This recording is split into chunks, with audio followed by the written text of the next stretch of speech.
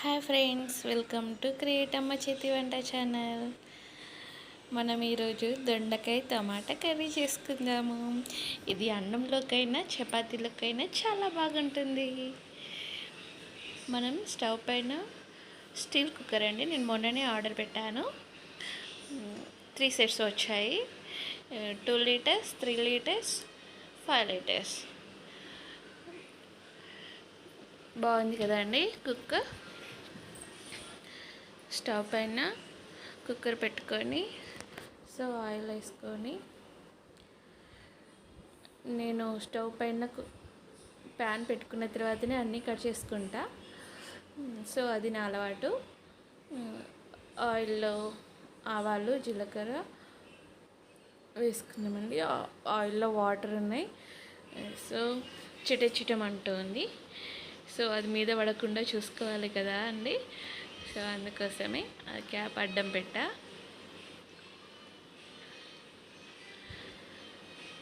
Cooker బాగా పనిచేస్తుందండి. చిన్నగా ఏ కూరగాయలైనా నేను ఇందులోనే వండుతున్నాను. చాలా బాగా పనిచేస్తుంది. మనం ఇప్పుడు పచ్చిమిర్చి వేసుకుందాము. తర్వాత చిన్నగా కట్ చేసుకున్న ఆనియన్ వేసుకుందాము. అది బాగా గోలాలండి. బాగా వేగాక మనం మిగిలిన వేసుకుందాము. దొండకాయలు ఆల్రెడీ కట్ చేసి పెట్టుకున్నానండి. టమాటా కట్ చేసుకుందాము.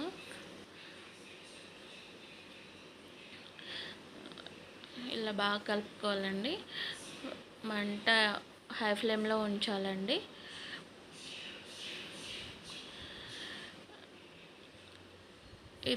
ఈ కుక్కర్ నేను ఫ్లిప్కార్ట్లో ఆర్డర్ పెట్టాను. చాలా 3 సెట్స్ కలిపి 1800 చేంజ్ వచ్చిందండి. నాకైతే తక్కువనే అనిపించింది. నేను డిమార్ట్లో అడిగాను. ఒక్క పీస్కి 3 లీటర్ పీస్కి 1800 చెప్పింది అక్కడ. అందుకోసమే నాకు ఫ్లిప్కార్ట్లో తక్కువ అనిపించింది. అందుకే నేను ఆర్డర్ పెట్టాను.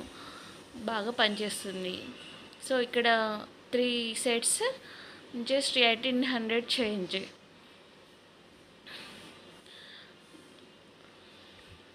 ఇప్పుడు అందరూ స్టీల్ వాటిల్లో వండుకోవాలి అంటున్నారు కదా, అందుకోసమే నేను స్టీల్ సెట్ ఆర్డర్ పెట్టాను. మనం ఎండుమిర్చి వేసుకుందామండి. నేను ఒక 4 వేసుకున్నాను ఎండుమిర్చి.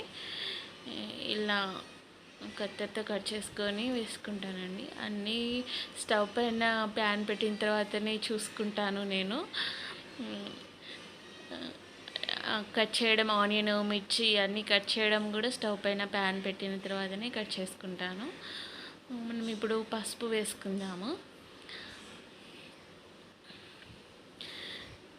ఇంకా మీరు కూడా ఇలా చేస్తే కామెంట్ చేయండి.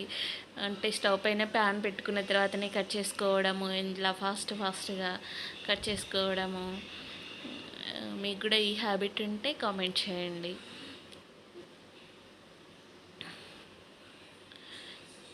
చాలా అందరూ ముందుగానే కట్ చేసి పెట్టుకుంటారు కదండి.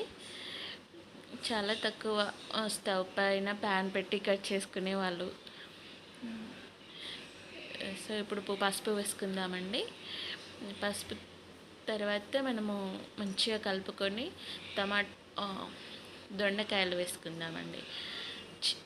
దొండకాయలు చూడండి ఎంత చిన్నగా సన్నగా తురుములాగా చిన్నగా తరిగాను కదండి. అలా ఉంటేనే బాగుంటుంది, మంచిగా కుక్ అవుతుంది. దొండకాయ టమాటా అసలు ఎంత బాగుంటుంది అంటే చాలా బాగుంటుంది. చపాతీకైనా రైస్లోకైనా చాలా బాగుంటుంది. పసుపు వేసుకున్నాం కదా మనము. ఇప్పుడు సాల్ట్ వేసుకుందామండి. సాల్ట్ మనకు టేస్ట్కి సరిపోయేంత సాల్ట్ వేసుకుంటామండి. కరివేపాకు. ఇంకా చెప్పండి, మీకు ఏ కర్రీస్ ఇష్టమో కామెంట్ చేసి చెప్పండి. ఎప్పుడు హడావిడిగా దాదాపు ఎవరు ఏమీ కామెంట్ చేయట్లేదు. లైక్ చేయండి, కామెంట్ చేయండి. ముందుగా మీకు కామెంట్ చేస్తే మీకు ఏది ఇష్టమో అది కూడా పెట్టాలనిపిస్తుంది మాకు. సో టమాటా వేసుకుందామండి. కొంచెం కారపొడి కూడా వేసుకోవాలి. నేను ఎక్కువ మిర్చి వేయలేదు, చాలా తక్కువ వేసాను. జస్ట్ ఫోర్ మిర్చి వేసాను అంతే. 4 పచ్చిమిర్చి, 4 ఎండుమిర్చి వేసాను అంతే. సో ఇంకా కారం పడుతుంది కదా అండి. సో కారం, కరివేపాకు వేసుకున్నాం కదా. ఇప్పుడు మనము కలుపుకోవాలి. బాగా కలుపుకొని టమాటాలు చూడండి చాలా చిన్నగా కట్ చేసుకున్నాను. మరీ చిన్నగా అంటే మరీ చిన్నగా కాదు. సో మామూలుగా ఉడికేలాగా మంచిగా చిన్నగా అయిపోతుంది అందులోనే. సో సాల్ట్ వేసుకోవాలి మనము. సాల్ట్ ఇప్పుడు వేసుకుంటే అన్నీ దగ్గరికి కుక్ అవుతాయి, మంచిగా ఉడికిపోతాయి. సాల్ట్ వల్ల వాటిలో వాటర్ వచ్చేసి మంచిగా ఉడికిపోతాయి. సో మనం దీనిలో వాటర్ వేయాల్సిన అవసరం లేదు, దాంట్లో ఉన్న వాటర్ తోటి అది కుక్ అయిపోతుంది. అంతేనండి. సో మనం ఇప్పుడు ఇందులో గరం మసాలా వేసుకుంటాను, కొంచెం జీరా పౌడర్ వేసుకుంటాను, కొంచెం కొత్తిమీర పొడి వేసుకుంటాను. అంతేనండి. ఇక ఇది కలుపుకొని మూత పెట్టేసుకోవడమే, విజిల్. సో విజిల్ పెట్టాక ఒక 6 లో ఫ్లేమ్లో పెట్టి, ఇది స్టీల్ కుక్కర్ కదండి, హై ఫ్లేమ్ పెట్టకూడదు, లో ఫ్లేమ్ పెట్టాలి. ఫస్ట్ విజిల్ వచ్చే అంతవరకు కొంచెం అంటే ఇట్లా కొంచెం వేడి పట్టేంతవరకు హై ఫ్లేమ్లో పెట్టి తర్వాత లో ఫ్లేమ్లో పెట్టాలండి. సో తర్వాత విజిల్స్ ఒక 5 విజిల్స్ వస్తే సరిపోతుంది. వెజిటేబుల్స్కి ఏ వెజిటేబుల్ అయినా సోరకాయ, బీరకాయ వాటికి సో 5 విజిల్స్ సరిపోతుంది.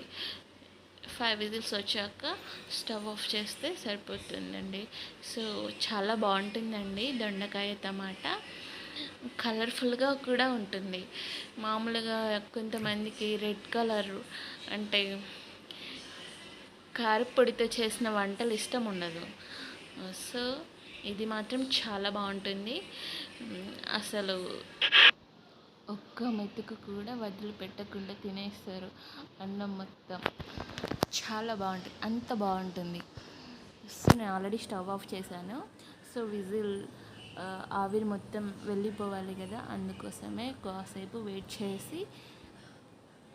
వెయిట్ చేసిన తర్వాత మూత తీసి చూడాలి. లేకపోతే ఆవిరి మొత్తం మన చేతులకి తగిలిపోతుంది, వేడి తగులుతుంది. సో గాయాలయ్యే అవకాశాలు ఎక్కువ ఉంటాయి. సో ఆవిరి మొత్తం అయిపోగానే మూత తీసి చూద్దాము. ఆల్రెడీ అయిపోయింది ఆవిరి. సో మూత తీసి చూడండి ఎంత బాగుంటుందో, చాలా కలర్ఫుల్గా ఉంటుంది. చూడండి, అసలు అది చూస్తుంటేనే మీకు తినాలనిపిస్తుంది. అస్సలు ఇది స్టీల్ కుక్కర్ కదండి, అందుకోసమే మనం లో ఫ్లేమ్లో పెట్టాం కదా, సో అడుగంటలేదండి. అయినా లో ఫ్లేమ్లో పెడితే అడుగంటదు. సో చాలా బాగుంది కదండి. మీరు ఒకసారి ట్రై చేసి చూడండి. నచ్చితే కామెంట్ చేసి చెప్పండి. సో ఈ వీడియో కనుక నచ్చితే లైక్ చేయండి, షేర్ చేయండి, కామెంట్ చేయండి. ఇంకా మీకు మరిన్ని వంటల కోసం కామెంట్ చేయండి.